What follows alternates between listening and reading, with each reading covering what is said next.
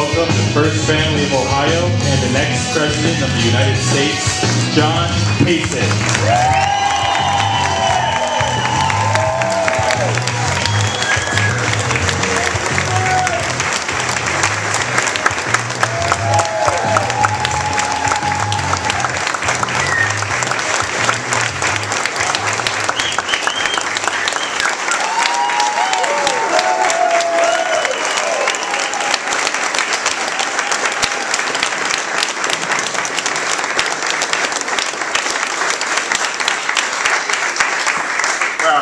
It's a great day. Thank you all for coming out. This barn is, it's a lot of good luck out of this barn, don't you think? It always has been.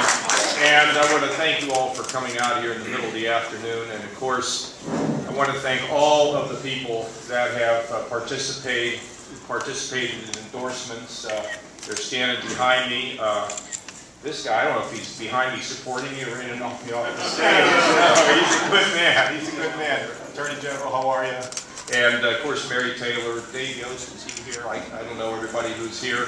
But anyway, I want to thank you all. And listen, I just want to tell you a couple things here. We're out there all across the country and door to door and everything, up there, well, not door to door, but house to house in New Hampshire with a bunch of the house parties and the town hall meetings. But you know, I want to let you all know, do you know how crazy this election is? Let me tell you something. I've about had it with these people. And let me tell you why. We got one candidate that says that we ought to abolish Medicaid and Medicare. You ever heard of anything so crazy as that? Telling our people in this country who are seniors or about to be seniors that we're going to abolish Medicaid and Medicare? We got one person saying we ought to have a 10% flat tax that will drive up the deficit in this country by trillions of dollars that my daughters will spend the rest of their lives having to pay off. You know, and I say to them is, why don't we have no taxes? Just get rid of them all, and then a chicken in every pot on top of it. We got one guy that says we ought to take 10 or 11 million people and pick them up. I don't know where we're going to go in their homes, their apartments.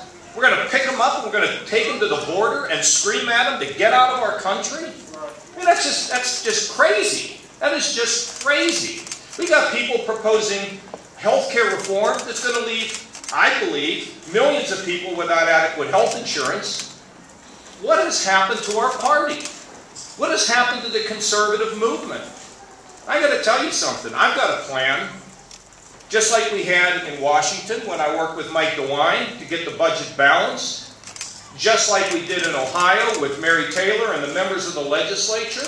We didn't throw the baby out with the bathwater and come up with hysterical and ridiculous programs that won't work. We had to make things work.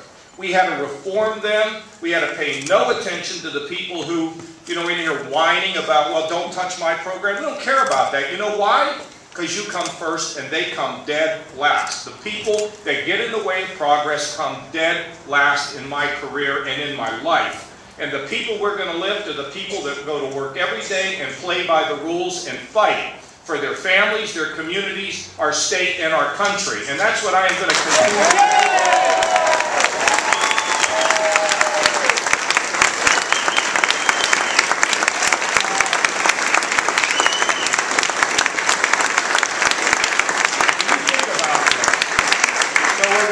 And ship all these people out of America, right? We got one candidate that actually said that the reason why we signed an agreement with Ford to bring jobs back from Mexico is because he's been yelling for the last week, okay? I know Back to the Future, the movie, was out, the 30th anniversary was last week. That was like something out of a Back to the Future movie. We made that agreement in 2011. For the simple reason that we knew what we were doing in Ohio. We know how to balance budgets and grow jobs and do workforce training. Look at where Ohio is today compared to where it just was a few years ago. Now we're doing terrific. We still have our challenges. It's not over yet, but we work together. One of the candidates says he's known as a Veto Corleone. He's so proud of the fact that he vetoes everything. You know what vetoes are? Vetoes are a sign you can't get what you want.